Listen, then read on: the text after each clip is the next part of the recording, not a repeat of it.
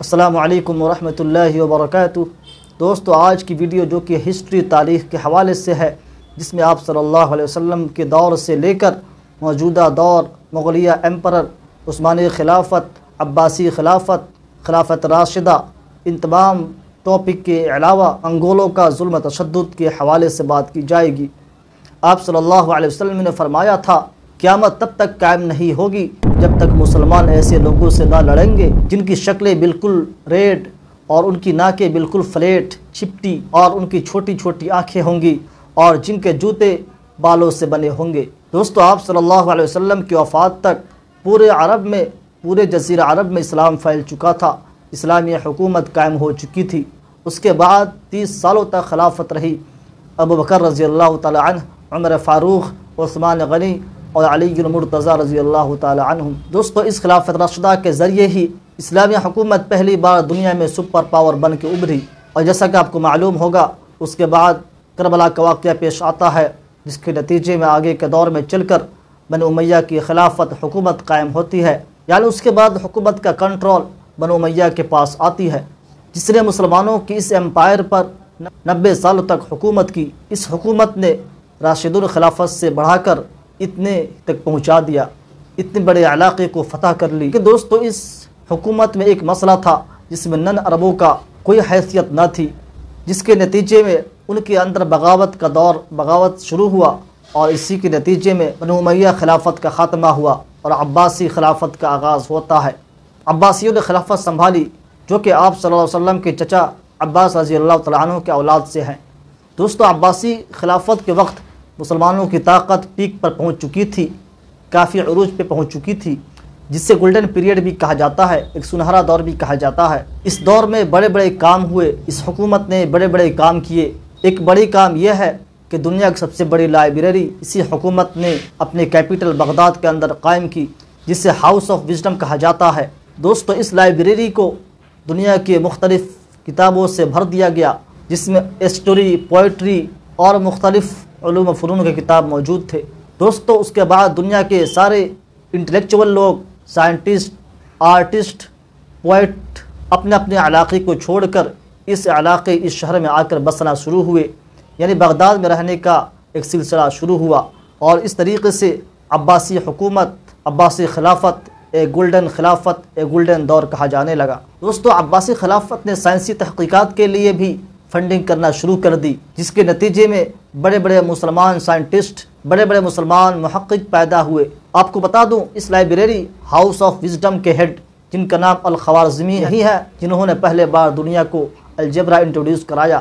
Algebra سے تعارف کرایا۔ آج کے دور میں بھی سائنسی تحقیق، آج کے دور میں بھی اس الجبرا کی کافی امپورٹنس، مہتو ہے، اہمیت ہے۔ دوستو، اس دور میں آرٹس پہ بھی بہت بڑے بڑے کام ہوئے، جیسا کہ اس لائبریری ہاؤس آف وزڈم کے اندر آرٹس کے لے کر بڑے بڑے کام ہوئے، جیسا کہ الف لیلہ اسی دور میں لکھا گیا، اور جس کے بنا پر آگے چل کر ہالی ووڈ کے اندر بڑے بڑے فلم بنائے گئے، جیسا کہ علاء الدین، علی بابا وغیرہ۔ دوستو، اسی عباسی خلافت، اسی عباسی حکومت نے ایک بہت بڑی ترکوں کی ایک بڑی فوج، ایک مضبوط فوج تیار کی، جسے سلجوق کے نام سے جانا جاتا ہے۔ جب آپ ارطغرل غازی سیریل دیکھے ہوں گے تو وہاں پہ آپ کو جگہ جگہ بتایا جاتا ہوگا کہ ہمارے آبا و اجداد سلجوق کی وراثت ہے۔ دوستو، یہی وہ سلجوق ہے جو خلافت عباسیہ، عباسی حکومت نے قائم کی تھی۔ یہ الگ بات ہے کہ اس سلجوق کو خلافت عباسی حکومت نے قائم کیا، اور آگے چل کر اسی سلجوق نے خود کو اتنا مضبوط کیا کہ سارے کنٹرول خود ہی ہڑپ لیا، سارے کنٹرول پہ خود ہی قابض ہو گیا۔ اب صرف عباسی خلیفہ اس وقت صرف نام کا رہ گیا، کیونکہ سارے طاقت، سارے کنٹرول اس سلجوق کے پاس آ گیا۔ دوستو، جس کے نتیجے میں جہاں تک آپ کو معلوم ہونا چاہیے کہ جب بکھراؤ پیدا ہوتا ہے، جب کسی بھی چیز میں بکھراؤ ہوتا ہے، وہ چیز ختم ہو جاتی ہے، درہم برہم ہو جاتی ہے۔ یہی عباسی خلافت کے ساتھ ہوا کہ سلجوقوں نے پوری طاقت چھین لی۔ جس سلجوق کو اس عباسی خلافت نے تیار کی، اب پوری طاقت اس نے چھین لی، اور اس کے بعد عباسی خلافت صرف نام کا رہ گیا، جس کے نتیجے میں مسلمانوں کے ہاتھ سے بڑے بڑے تخت و تاج چھینتے چلے گئے، اور اسی کے نتیجے میں فلسطین، بیت المقدس مسلمانوں کے ہاتھوں سے چلا گیا۔ اس سے پہلے آپ کو معلوم ہوگا کہ عمر فاروق رضی اللہ تعالیٰ عنہ جب اپنے وقت میں اپنے خلافت میں حکومت فتح کرتے جا رہے تھے، تو اس وقت انہوں نے بیت المقدس کو بھی فتح کیا تھا۔ اس کے بعد اگلے 450 سال تک کسی کی ہمت نہ ہوئی دوبارہ بیت المقدس کو چھیننے کی، لیکن جب عباسی خلافت بہت کمزور ہو گئی، چھوٹے چھوٹے حصوں میں بٹ گئے، تو دوستو اس ٹائم کا یورپ کے کرسچن نے فل فائدہ اٹھایا۔ یروشلم فلسطین مسلمانوں کے ہاتھوں سے چھیننے کے لیے یورپ نے بہت بڑی فوج تیار کی اور ایک بہت بڑی جنگ شروع کر دی، اور آخر کار مسلمانوں کے ہاتھوں سے بیت المقدس فلسطین کو چھین لیا۔ اور اس کے بعد کیا ہوا؟ مسلمانوں کے بوڑھے بچوں عورتوں کو قتل عام کا دور شروع ہوتا ہے، اور جو عورتیں گھروں میں چھپ گئے، مسجدوں میں چھپ گئے، ان کو آگ کے حوالے اس گھر میں اس مسجد میں آگ لگا دی گئی اور ان کو زندہ جلا دیا گیا۔ دوستو لیکن اسی میں سے کچھ لوگ زندہ بھاگ کر نکلنے میں کامیاب ہوئے، اور یہ لوگ اپنے ساتھ کچھ صحائف جس میں عثمان غنی رضی اللہ تعالیٰ عنہ کے دور کا قرآن پاک لکھا ہوا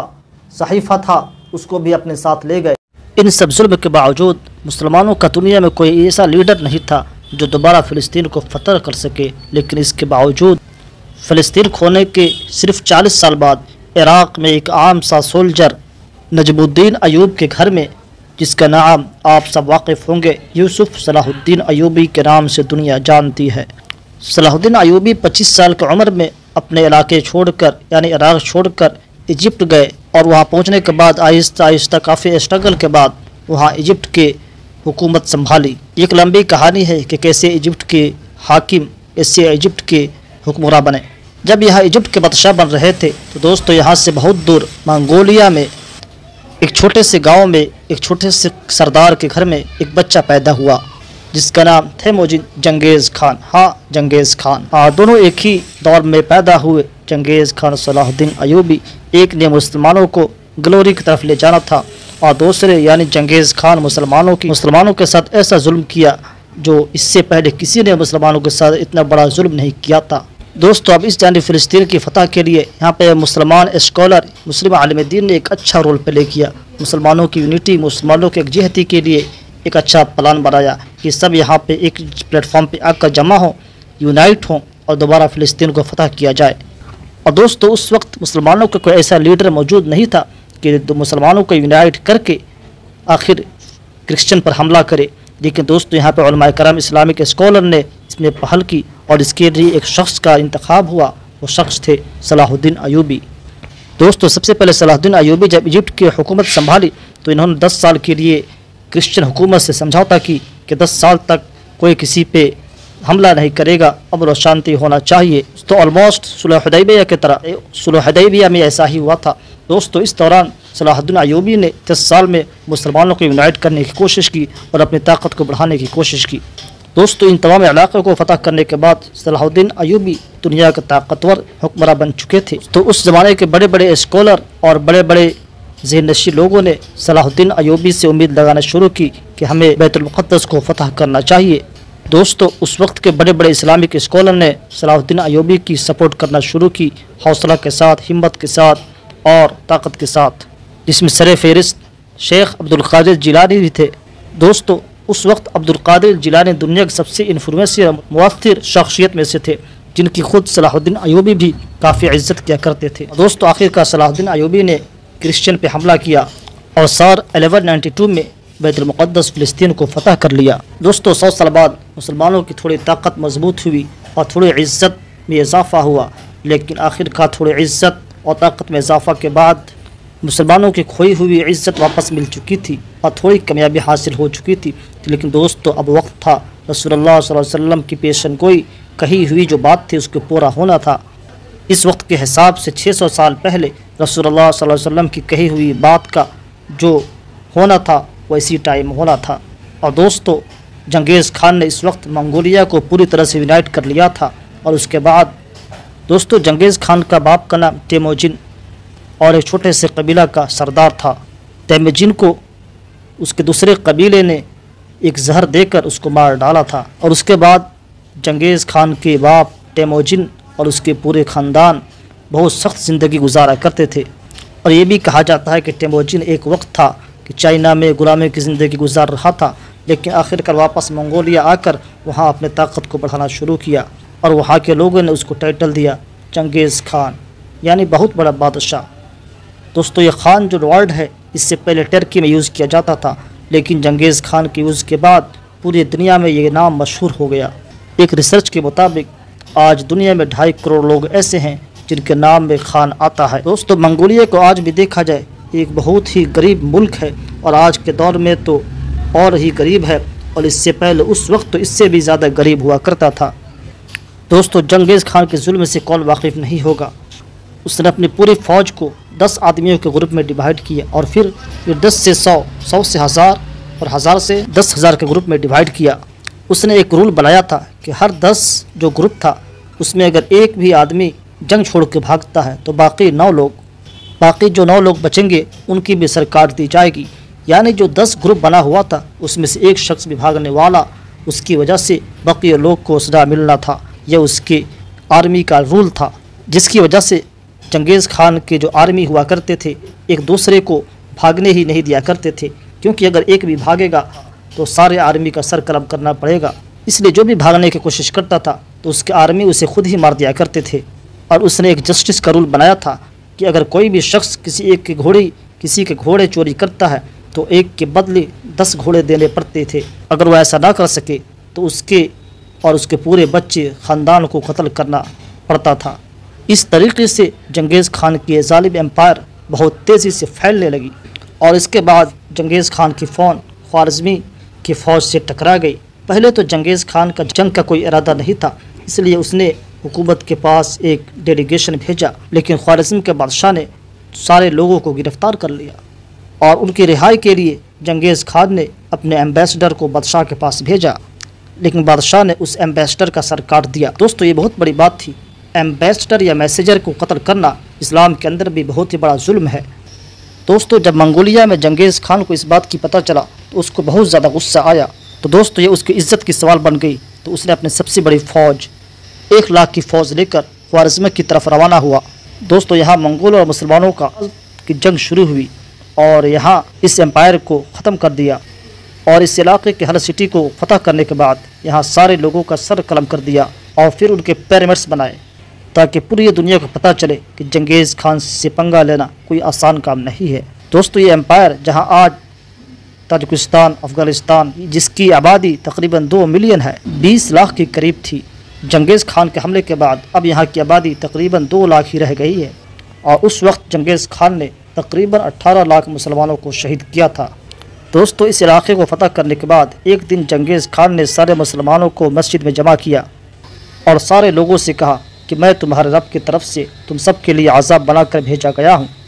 اس کے بعد منگولیا امپائر اور زیادہ بڑھتی چلی گئی، اور اس نے رسیا کو بھی فتح کر لیا، اور اسی وقت